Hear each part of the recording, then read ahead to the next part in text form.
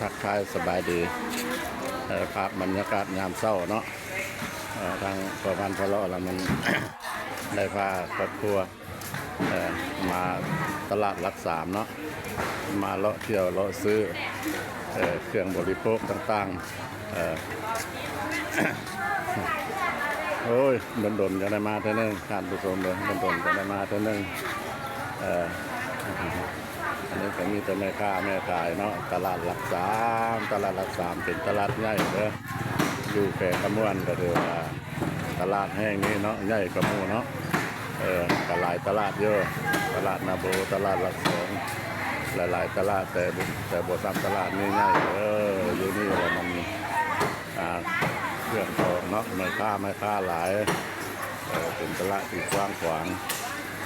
นะไปเบิ่งไปต้มน้ำขันว่าสิได้อย่างเนาะเครื่องบริโภค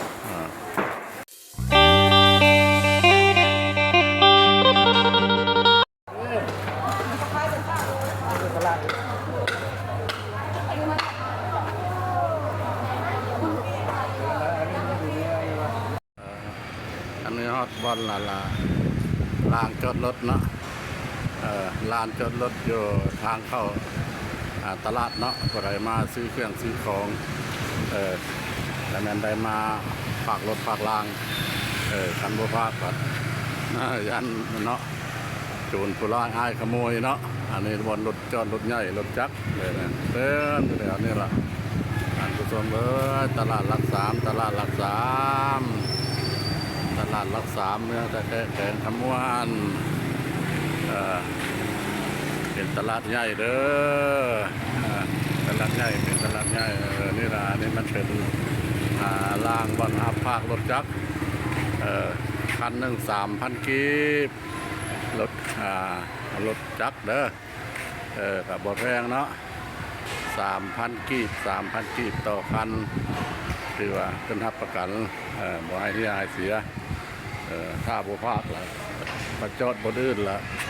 ถ้ามันมีคนขโมยเอาไปแล้วเพิ่นบ่รับผิดชอบได้หาเห็นก็เห็นหาบ่เห็นแล้วก็เรียบร้อยท่านผู้ชมอยู่นี่เดี๋ยวนี้เจ้าขายตัวไหนตัวนั้นจักละเดี๋ยวนี้มันบ่มีคนซื้อแล้วมันบ่จักราคาเอามือบ่ได้ยันมันฮอดด่านเขาเอาลาเลยแม่นละไปส่งไก่ป่ะน่ะรักสองโอ้ตลาดหลักสามอยู่บนนี้แล้วมันเป็นซุปเปอร์มาร์เก็ตเนาะแล้วก็ทางลุ่มนี่ก็เป็นบอนเขาห้องว่าคิวรถเนาะสถานนี้อันว่าแล้วอยู่ประเทศเพื่อนบ้านสถานนี้รถโดยสารไปสวรรค์ไปอยู่ในเทศบาลตัวเฉพาะแกงขมวนเนี่ยเนาะหนองบกมันยังมาเติมอยู่นี่มัดคันสายใต้แล้วอยู่ลักซี่เด้อขี่รถเมล์ลักซี่กันสายใต้อันนี้แหละแต่ขมวนไปสวรรค์แล้วก็อยู่ในเฉพาะแขวงขมวนอันนี้มันมีตัวเมืองหลายเมืองเนาะอันนี้ละรถรางแล้วก็มีพ่อค้าสาวขายคนขายปูขายปลาอันนี้แล้วมันเป็นซุปเปอร์มาร์เก็ตมีห้างทั้งรุ่มละมีห้างมีแต่ห้างขายค่ำเนาะท่านผู้ชมเนาะห้างขายค่ำล้วนๆมีแต่ส่วนหลายขายค่ำกับคนลาวหลายได้โมแม่แต่คนตั้งประเทศได้มีคนลาวผู้คนมีเงินมีคำมาแล้วก็เอาคำมาขายมาเลือกซื้อเลือกหาก็ได้อันนี้นะเด้อมันกว้างได้กว้างใหญ่ไพศาลเฉพาะตลาดหลักสามเด้อ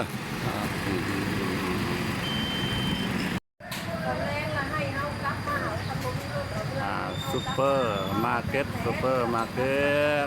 ขายเครื่องทุกประเภทเนาะอันนี้มันเป็นคิวรถลางจอดรถไปสวรรณเขตหนองบกเซบังไฟเรามาอยู่นี่มัดเนาะ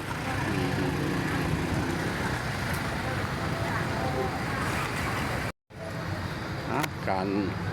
พาครอบครัวเนาะมาตลาดหลักสามแล้วก็การถ่ายทำให้ท่านผู้ชม ได้ฮู้ได้เห็นเนาะตอนเช้าของวันที่3เนาะเดือน